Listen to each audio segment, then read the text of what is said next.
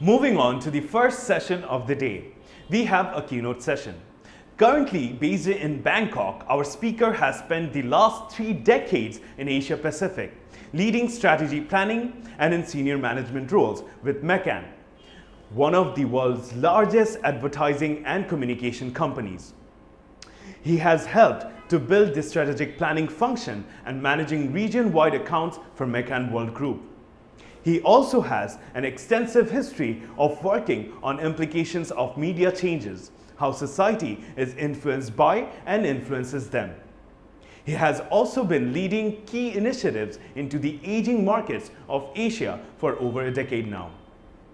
He has been a speaker at over 500 conferences globally and has been a regular columnist for Advertising Age, Japan Close-Up, the Tokyo American Club's In Touch, and others. A board member and contributor for Ezomar's Research World for a decade, and a guest editor for Research World Connect in 2015 and 2016. So let us welcome Dave McCaughan, storyteller at Bibliosexual, co-founder, Marketing Features.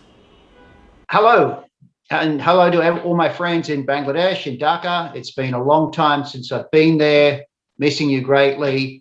For those of you that have seen me present at other BBF and other conferences and events in Dhaka before, you'll know sometimes I take a little bit different twist on the subject matter.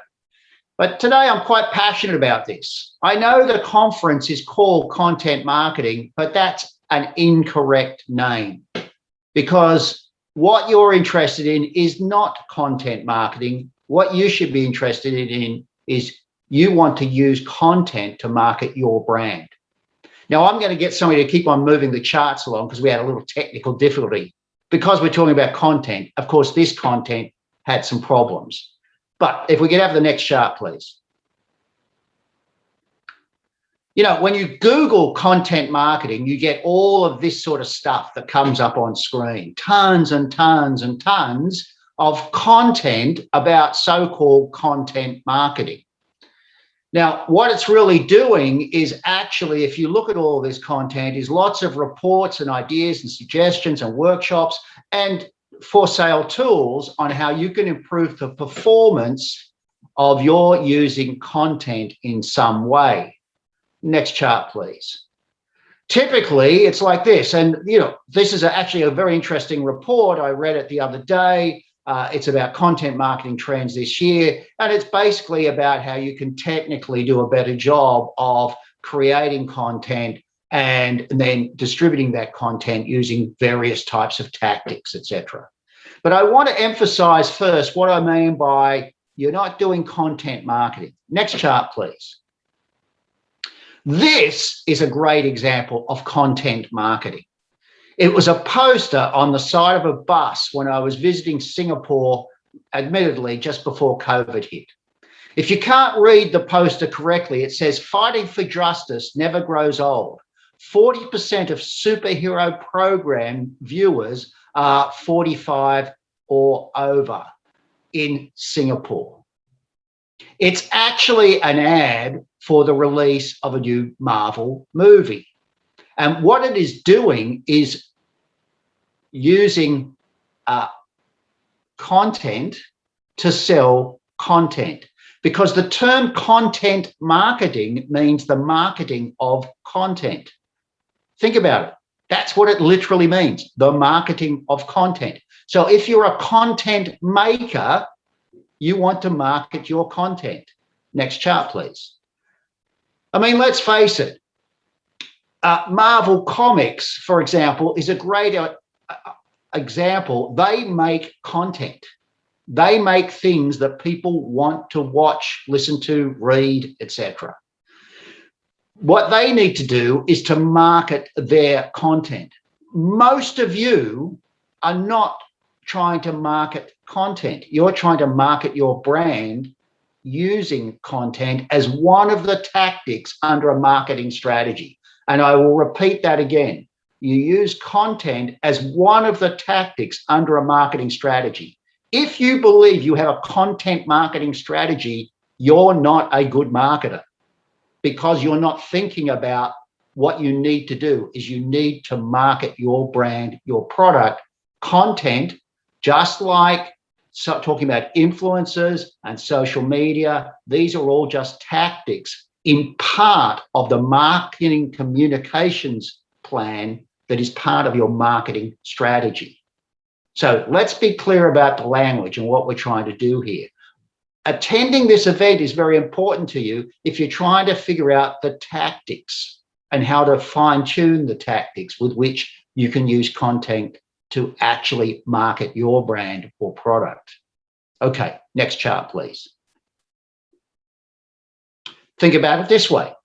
Another report I saw basically said there are seven brands are using text and social messaging apps for content. That's correct. That's what they're doing. They're using different forms of social media to distribute content that is about their brand. It's a tactical tool. Next chart, please. It's one of many, many tactical tools. I mean, I'm sure that every one of you in your organization uses all sorts of diagrams to illustrate all the different types of things you're doing. If you're doing some sort of digital marketing, or rather you're using digital as part of your marketing, because the only people that do digital marketing are digital companies that sell digital products.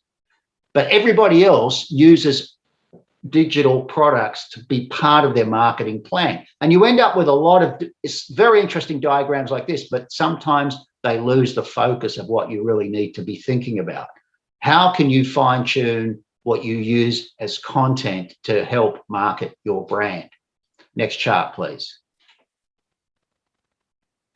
For example, Target, the American retailer, is using content as part of its marketing plan. Now, this was a report that I read recently about the fact that, Target is using Instagram a lot more, and it's producing some content that helps it tell the idea that you can now instantly shop at Target, and there is a Target style Instagram that will help you do that shopping. Okay, that's content that is helping them market the Target brand.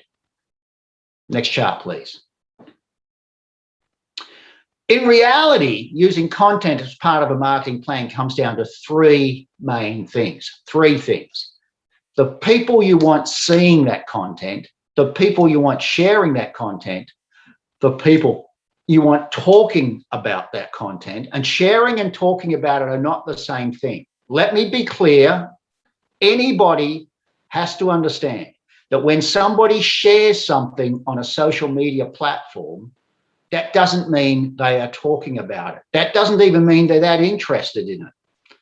I have come across many, many, many people who instantly share all sorts of things and 3 minutes later don't remember that they shared it. They often share things they haven't even read themselves. One of the biggest problems we know with LinkedIn around the world is lots and lots and lots of people reshare things without having read it because they think it's a way of sort of showing they're intelligent.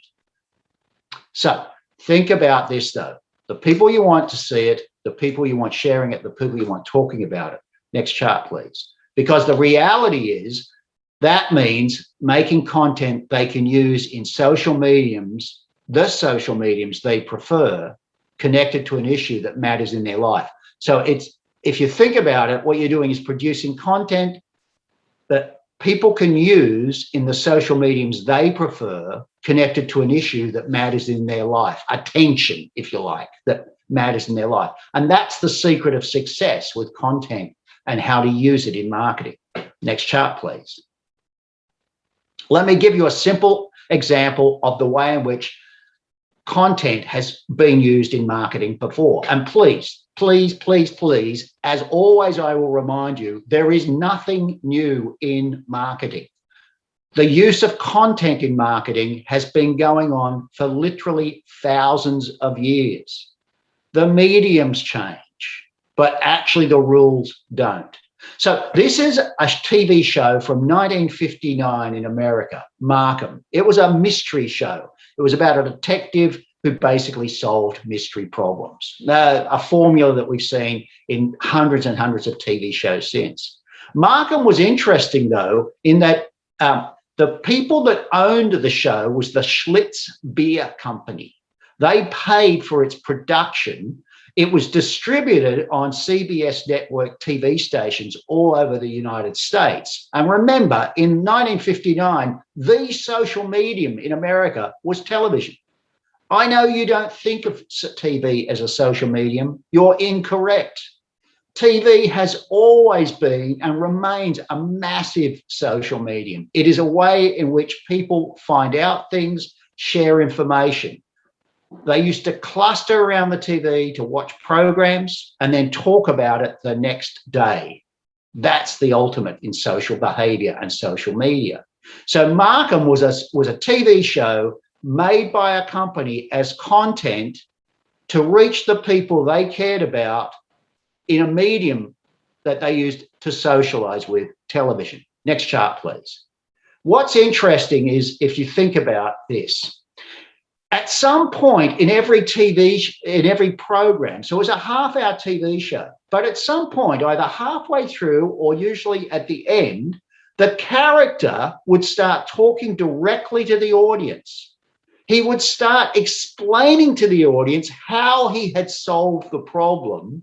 He would celebrate his success in solving the problem by pouring himself a Schlitz beer.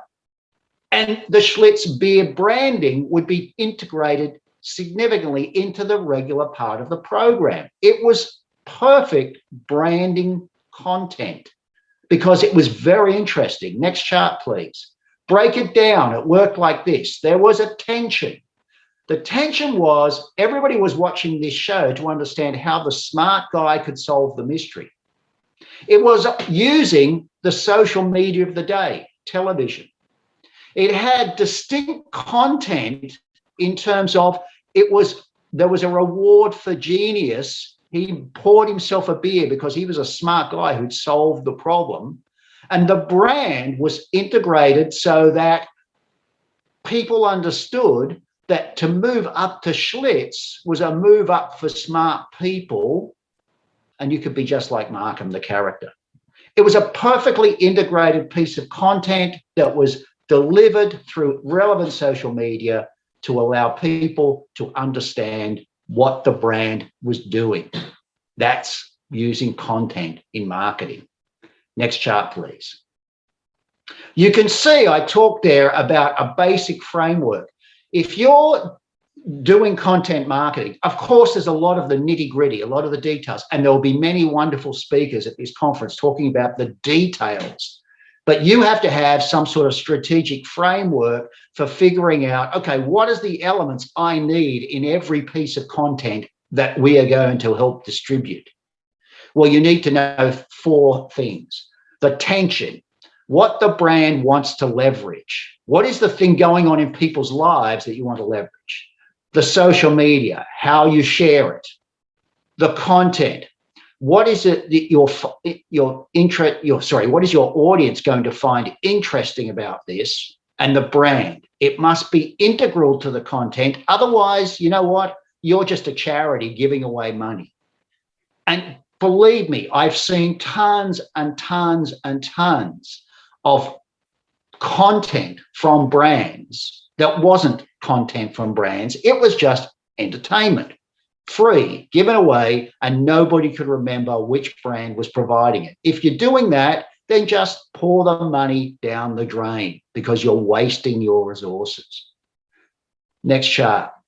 Let me give you another example of the way this works. Some of you have heard me talk about the 1920s. The 1920s was the greatest disruptive decade in terms of home technologies in the history of mankind.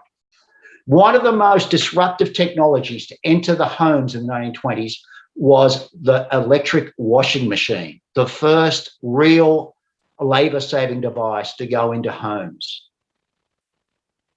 It was a tension that many brands wanted to leverage. At the same time, the biggest social media of the 1920s was literally socializing over the back fence.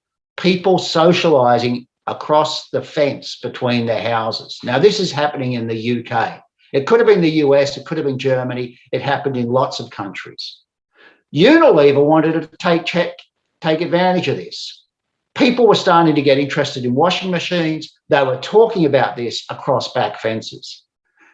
How could Unilever take advantage of this? They provided content. The content they provided was white clothing hanging on washing lines. Yes, that was the content. White clothing. Why? Because having white clothing was more expensive, rare, and harder to keep clean.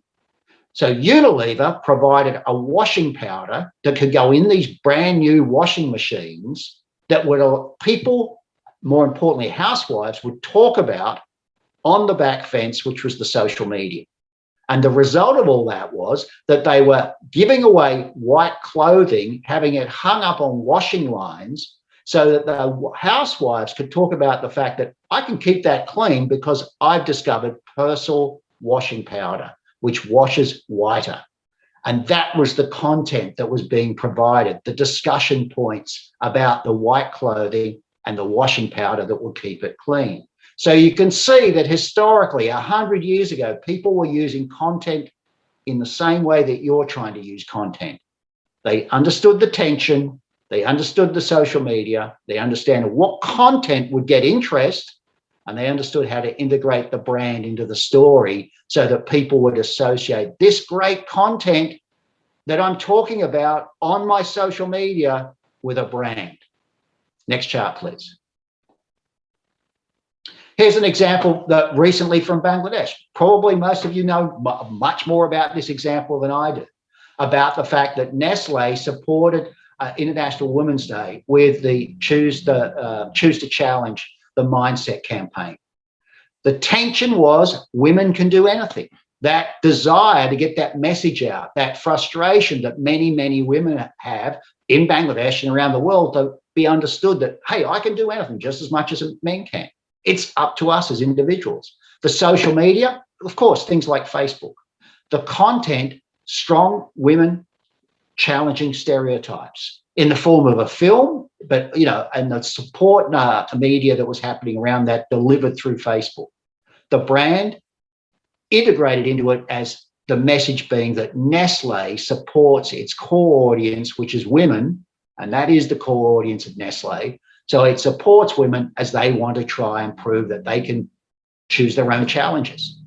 So a great example of use of content to help support the brand and make the brand look good, but using the tension of the day, the right social medium, a piece of content that was interesting, and the brand was integrated to it. Next chart, please. Let me give you another example.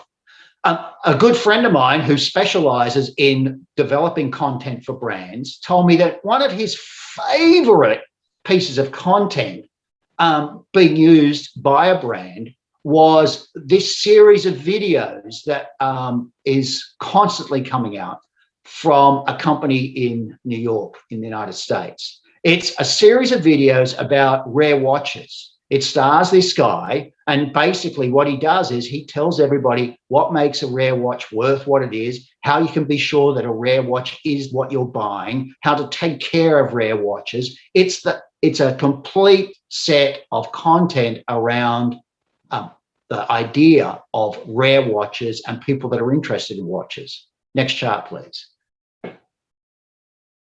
The tension that it plays with is that buying a rare watch is very tricky. You never know if you're going to get ripped off. The social media it uses is YouTube and Twitter so that it can deliver videos that are literally tip videos. Content is detailed tips on how you can identify if a watch is what it really should be, what it's really worth, how to make sure that it's getting fixed correctly, etc. The brand is called Long Island Watches. And what it does for the brand, it says this is the place to trust. We are the experts in rare watches. So it's great ongoing content that supports the brand. Look it up. It's interesting, even if you're not that big into watches. Next chart, please. Coca-Cola often uses content to drive the brand. One of the most famous campaigns in the last decade or so has been the Share a Coke campaign. Now, the variations of this are great. It's actually started in Australia, where I happen to be living at the moment. But the Share a Coke campaign was very simple. You know, it was the idea of, well, we can put people's names on the packaging so that Dave McCaughan can get a bottle of Coke with his own name on it. Or more importantly, hey, what if we came up with an idea where we have all these names on these things and you can give your best friend Fayez a bottle of Coke with the name Fayez on it, or my brother Rob with a bottle of Coke with the name Rob on it. This is fantastic. I'm sure you all know this campaign. There have been variations of it. It keeps on growing. It keeps on molding. There is more and more content derived from it, more content ideas derived from it every single year. One of the most successful ongoing ideas about content delivery by any FMCG brand in the world in the last 20, 30, 40 years. Excellent idea. Next chart, please. Break it down again. And quite simply, the tension it was building around was that people want to stay connected. And guess what? We all know that in a world where we're all using digital devices, we're less and less connected. We want physical connections. Okay, so that's the tension. The social media, digital and non-digital social media. Yes, they use things like YouTube and Facebook and Twitter, etc., but they also use non-digital social media, like gathering points, events where people like to gather and chat, when they go shopping, and supermarkets, of course, are huge social mediums, because what they do is they're places where people go and integrate and mix, and they buy things for other people. The content was personalized, refreshing experience for a friend. Personalized, refreshing experiences for a friend. That was the message they wanted to get across. Your friend, your brother, your wife, your daughter, your boss, your son, you can buy them a personalized, really refreshing little thing by, hey, here's yours. Hey, bestie. Hey, best mate. Hey, dude, here's a bottle for you. Fantastic. The brand Coke is a personal social medium. That's the message they got across, that the can of Coke, the bottle of Coke itself, is a personalized social medium where I can share a message with you, a moment with you. Next chart, please. Here's a campaign that was done in Australia. Now, I know this campaign well because my daughter, who works in PR, actually managed this campaign. Uncle Toby's is a major brand owned by Nestle in Australia. Uncle Toby's is rolled oats. Of course, normally you eat it as porridge for breakfast, but for one day a year, it becomes super significant to Australians. There is a day called Anzac Day in Australia. It's like the National Memorial Day, when you remember everybody who died in previous wars fighting for Australia. A great, solemn, important day in the Australian culture. But interestingly, going back over 100 years, it's also a day in which we sort of celebrate by making Anzac Biscuits. An Anzac Biscuit is basically a cookie made from rolled oats, golden syrup, which is a sort of byproduct of sugarcane, and you bake it and you make these delicious sort of sticky cookies. Making Anzac Biscuits is a tradition that started in World War I amongst the family sending biscuits to the troops, and it's maintained itself as a sort of tradition in Australian culture. Great. It helps provide the background. Next chart, please. What Uncle Toby's did last year, because of lockdown, it remembered the fact that people all over Australia couldn't really share things with their friends. They didn't have time. There were lots and lots of people that were missing other people. They were missing their mates. And you all know in Australia, and you know that even our cricket team are all our mates. Everybody's our mate in Australia. So what they did was they came up with a Bake for a Mate campaign. And what they consisted of was some videos where they got some famous chefs to make Uncle Toby's versions of these Anzac biscuits, how to make them really well. They shared that, and then they encouraged other people to post on Instagram examples of their making it and then they're sharing those biscuits with a mate. It could be somebody in your home. They encourage people to just bake them and take them. If you knew somebody that was living on their own somewhere nearby, just drop them at their steps.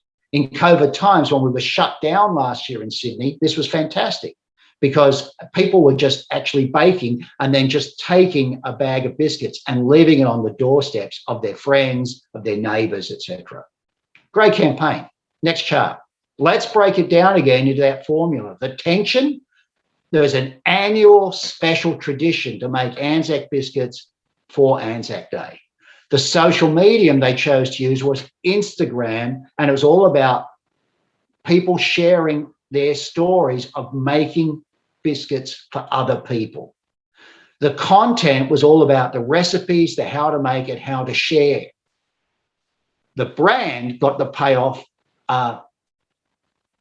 If you're not using Uncle Toby's, there's no tradition because there is only one oat brand you should be using for this traditionally.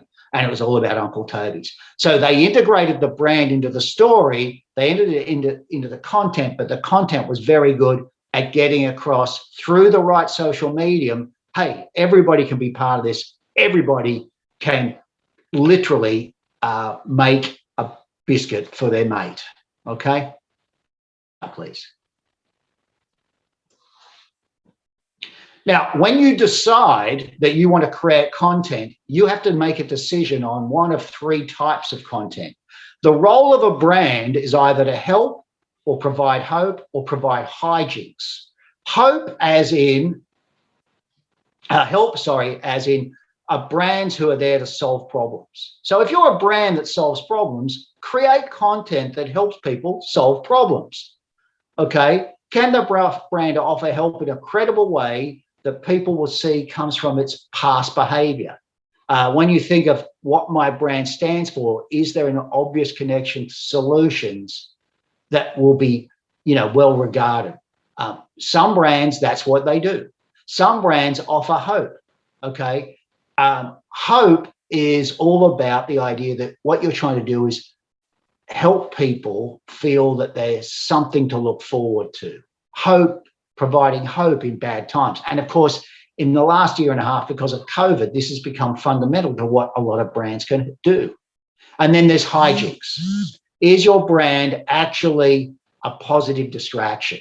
Is it a way of just making people feel better in tough times? Is it a way of just getting a laugh, of being entertaining? Strategically, it's nothing to do with the content, but even before you get the content, when you're developing your brand strategy, you should be thinking, is the role of our brand to help, provide hope, or provide hijinks, distractions? Make that decision and then build your content around one of those ideas. Next chart, please. Now, the examples I've given you, you can see that they fall sort of under these boundaries. The wristwatch guy and his content is really about helping you make sure you don't make mistakes. Nestle did a great job for International Women's Day by helping women, but also by providing hope that women could be understood as being able to make their own decisions, make their own lives. The old Unilever washing powder example I gave you was also about hope. Okay, now it was done in a twisty sort of funny way that, it could be a little bit of fun about, because they were putting up washing lines all over towns, all over England with this white clothing all over it. So it'll be a bit fun, but it was providing hope that the housewives of of the working class of England could look forward to making whiter, better looking clothes for their families. Uncle Toby's was all about hope, the hope of sharing something with your mates, okay, but done in a fun way. And of course, Coca-Cola's thing about, share with a mate or share with a friend or, just buy a Coke with somebody else's name on it because it'll make them feel good. That's really about hijinks. I mean, in typical Coke fashion, it's uplifting the spirits. It's just all about making you just feel good and helping distract you from the day-to-day crappiness of life by having a Coke and feeling great. So you can see that strategically, your brand has to decide help, hope, or hijinks, and then fit your content into that framework. Think about that as you listen to all the other great speakers at this conference. and all the examples, where are they fitting on that? And then remember, are they making the brand fit into that sort of content, whether it's help, hope, or hijinks? Next chart, please. I just want to thank you. And I want to thank the organizers, because this is a conference about content. And guess what? You just helped me create content for myself. I create a lot of content for myself and my brand and for the companies I help run. Marketing Futures in Bangladesh, Bibliosexual, as a consultancy. Marketing Futures is a brand that, I help develop, and it's a company that's brand is all about help. We help marketers like you. Now I've had the chance to produce some extra content so that I'm talking about how I can help, and Marketing Futures can help you by helping you figure out, are you about help, hope, or hijinks? And then when you produce content, are you actually understanding what's the tension behind the content? What social media should be focused on? What is the content itself and how you're going to bring it alive? And then how does that content relate to the brand? I hope you've understood all of that. Next chart, please. Thank you very much for your time. It's not content marketing. You remember, you want to use content to market your brand. It's a simple message. Stop using the term content marketing like that's the end. It's not. It's part of the way in which you market your brand. Thank you very much. Next chart, please. I hope to be back in Dhaka soon. And when I get there, of course, you can all try to hear my funny stories again. Thank you very much. Thank you, Dave, for an amazing session.